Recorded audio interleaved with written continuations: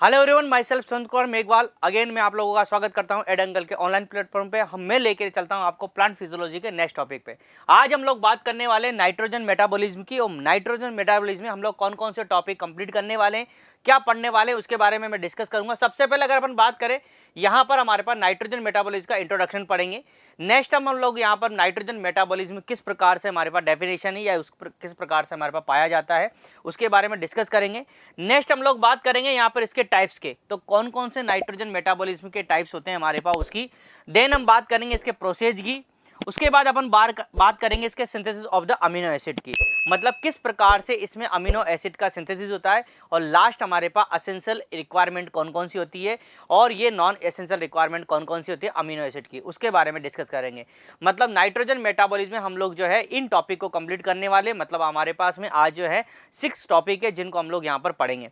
सबसे पहले मैं बात करूँ आपके पास में, तो देखिए सबसे पहले अपन बात करते हैं नाइट्रोजन। हमारे पास एक्चुअल में नाइट्रोजन होती क्या है, सबसे पहले तो हम लोग बात करें। जैसा कि आपको पता है, आप जानते भी हैं कि नाइट्रोजन हमारे पास इन्वायरमेंट में मोस्टली 78% पाई जाती है। अगर मैं बात करूं 78% हमारे पास नाइट्रोजन जो है एटमॉस्फेयर में पाई जाती है। और ये नाइट्रोजन जो होती है हमारे पास N2 के फॉर्म में होती है। किसकी फॉर्म में होती है? N2 की फॉर्म में होती है। नॉर्मली अगर अपन बात करें तो हमारे पास में जो 2 नाइट्रोजन होते हैं वो ट्रिपल बॉन्ड के द्वारा जुड़े हुए होते हैं। अगर हम लोग बात करें तो नाइट्रोजन जो हमारे पास N2 की फॉर्म में भी पाई जाती है। और साथ में अगर अपन बात करें तो नाइट्रोजन जो हमारे पास में सिंगल जो होते हैं वो सिंगल नाइट्रोजन या फ्री अवस्था के जो नाइट्रोजन होते हैं ट्रिपल बॉन्ड के साथ में जुड़े होते हैं। अगर हम लोग बात करें नेक्स्ट, तो हमारे पास में जो नाइट्रोजन होती है उसको डायरेक्ट जो है प्लांट ग्रहण नहीं करते। मतलब अगर अपन बात करें तो डायरेक्टली नाइट्रोजन को कोई भी प्लांट या कोई भी ऑर्गेनिज्म जो है वो डायरेक्ट यूज नहीं कर सकता है। क्यों नहीं कर सकता? क्योंकि ये जो हमारे पास में ट्रिपल बॉन्ड या डबल बॉन्ड जो होता है उसकी वजह से डायरेक्ट ग्रहण नहीं कर सकता। इसलिए अगर अपन बात करें, सबसे पहले नाइट्रोजन का फिक्सेशन होता है। मतलब ये होगा कि नाइट्रोजन सिंपल फॉर्म में कन्वर्ट होती है और सिंपल फॉर्म में कन्वर्ट होने के बाद में उसका यूज किया जाता है। और जो सिंपल फॉर्म में कन्वर्ट होती है उसके लिए हमने बात करेंगे तो बहुत सारे जो हमारे पास एंजाइम है, प्रोटीन है, क्लोरोफिल है, कंपोनेंट है, हार्मोन से इनका यूज किया जाता है। मेनली हम लोग बात करेंगे तो प्लांट हमारे पास जो नाइट्रोजन होती है उसकी अलग अलग फॉर्म की अगर हम बात करें तो नाइट्रेट, हमारे पास में नाइट्रेट की बात करेंगे या अमोनिया की बात करेंगे, तो अलग अलग जो फॉर्म के रूप में ये बनती है उसके अकॉर्डिंग हमारे पास प्लांट इसको यूज करते हैं। ठीक है, ये हमारे पास जो नाइट्रोजन है उसके नाइट्रोजन के एटम के रूप में मैंने बता रखा। अगर हम लोग बात करें, नेक्स्ट हम बात करते हैं हमारे पास जो है, देखिए नाइट्रोजन मेटाबॉलिज्म क्या होती है। अगर अपन डेफिनेशन की बात करें तो नाइट्रोजन मेटाबॉलिज्म क्या होती है, देखिए आप, nitrogen metabolism refer to the biosynthesis of the amino acid and plant and the animal body. मतलब हमारी जो नाइट्रोजन मेटाबॉलिज्म है वो बायोसिंथेसिस होती है अमीनो एसिड के द्वारा प्लांट एंड एनिमल बॉडी में। नेक्स्ट अपन बात करें तो हमारे पास नाइट्रोजन मेटाबॉलिज्म जो होती है उसके जो प्रोसेस की बात करेंगे उसमें नाइट्रोजन फिक्सेशन, अगर हम लोग बात करें nitrogen cycle, biosynthesis and break down of the amino acid, उनको हम लोग जो है उसके अंदर इंक्लूड करते हैं। मतलब ये हमारे पास सारी प्रोसेस होते हैं उसके द्वारा ही हमारे पास नाइट्रोजन का मेटाबॉलिज्म होता है। अगर हम लोग बात करें डिग्रेडेशन की तो हमारे पास अमीनो एसिड का डिग्रेडेशन होगा, माइक्रो ऑर्गेनिज्म जो है उनके हेल्प भी लगेगी, साथ में हमारे पास बहुत सारे अलग अलग जो सिग्निफिकेंट इवेंट है या ह्यूमन या एनिमल्स की बात करेंगे वहां पर इनका यूज किया जाएगा, जिसकी अपन बात करते हैं। नेक्स्ट अपन बात करते हैं हमारे पास में जो है, देखिए आप, टाइप्स ऑफ द मेटाबॉलिज्म। अगर हम बात करें तो हमारे पास जो नाइट्रोजन मेटाबॉलिज्म जो होती है उनके टाइप कौन कौन से, मेनली अपन बात करें 2 टाइप्स की कैटेगरी हमारे पास। पहला है एनाबॉलिज्म और सेकंड है हमारे पास कैटाबॉलिज्म। एनाबॉलिज्म और कैटाबॉलिज्म क्या होती है, आप देखिए यहाँ पर डायग्रामेटिक मैंने समझा रखा है। अगर मैं बात करूं कैटाबॉलिज्म, तो कैटाबॉलिज्म में जो भी हमारे पास कंपाउंड मॉलिक्यूल है वो क्या करेंगे, स्मॉल यूनिट्स के रूप में डिवाइड हो जाएंगे और यहां से एनर्जी क्या हो जाएगी, रिलीज, तो इसे क्या बोलेंगे, कैटाबॉलिज्म। एनाबॉलिज्म की बात करेंगे तो यहां पर क्या होगा, जो स्मॉल यूनिट्स है हमारे पास में और एनर्जी जो है उसका यूज होगा और ये दोनों हमारे पास में क्या करेगी, कंपाउंड होकर मॉलिक्यूल्स बनाएगी और ये क्या कहलाएगा हमारे पास, एनाबॉलिज्म। तो हमारे पास 2 टाइप्स का हो गया हमारे पास में नाइट्रोजन मेटाबॉलिज्म, एक तो हो गया एनाबॉलिज्म और एक हो गया कैटाबॉलिज्म।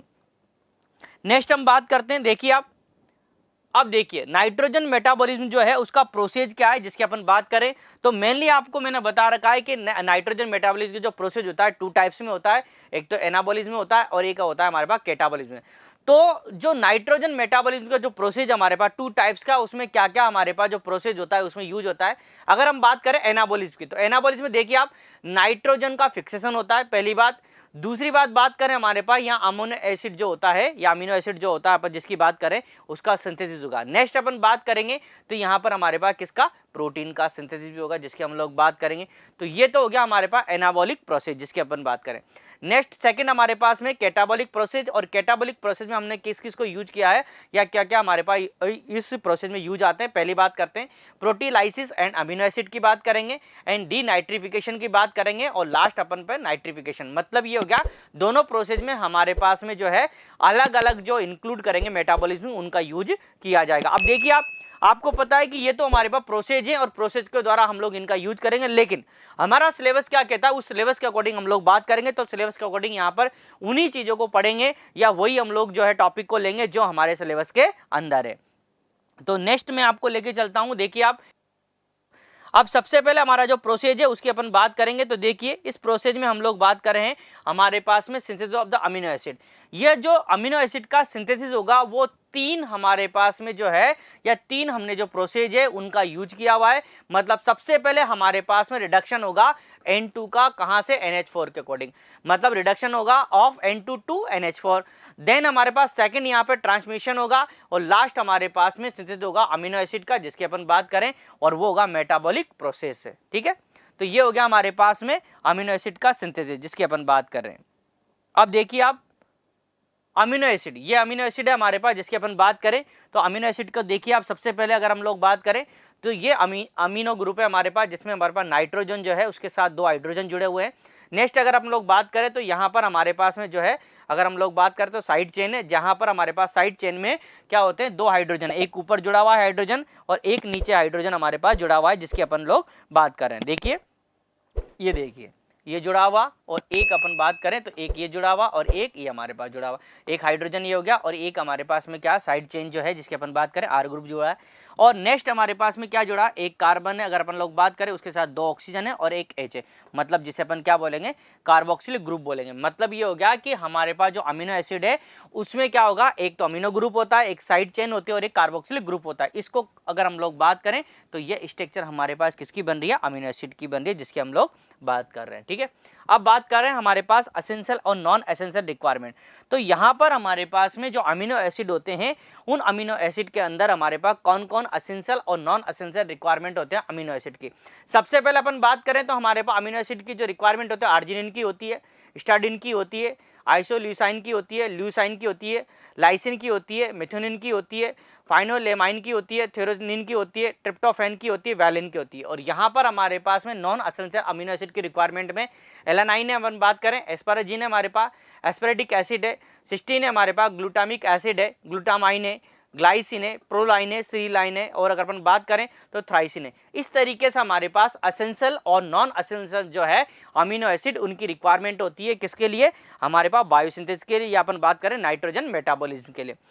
ये हमारे पास आज तक के लिए जो अपन बात करें जो हमारी टॉपिक्स हैं उसमें छोटे छोटे टॉपिक हमने आपको लिए लिया हुआ है, और इस टॉपिक में हम लोग बात करेंगे। तो यहीं तक आज पढ़ने वाले हैं और आप यहीं तक पढ़ने वाले हैं अगर हम लोग बात करें, और आपको नेक्स्ट वीडियो देखना है और आगे की जो भी जानकारी लेनी है तो आप हमारा जो चैनल है यूट्यूब उसको आप लोग जो है सब्सक्रिप्शन करिए, और जो हमारा टेलीग्राम चैनल है उसको फॉलो करिए, हमारी वेबसाइट पे जाइए जिससे आपको रेगुलर जानकारी मिल सके और हमारा जो कंटेंट है वो भी आपको प्राप्त हो सके, और रेगुलर आपको जो है वहाँ पर अपडेट मिलते रहे जिससे आप अपनी लाइफ की तैयारी कर सके। Thank you very much.